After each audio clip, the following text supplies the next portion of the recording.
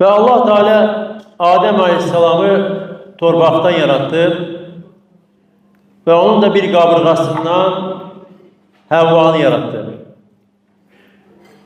Ve bu mefhumla, bu anlayışla Havva Adem'in bir hissesidir. Ve Adem de Havva'nın bütövüdür. Eğer belədirsə, onda o hissə bütöv olana itaətli olmalıdır. Ona tabi olmalıdır.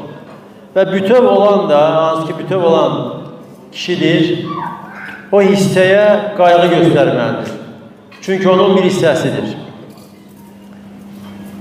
Eğer belə olarsa, Allah Teala'nın yarattığı fitrət üzere Allah'ın yarattığı kimi yaşayarlarsa ailede xoşbəxtlik olur.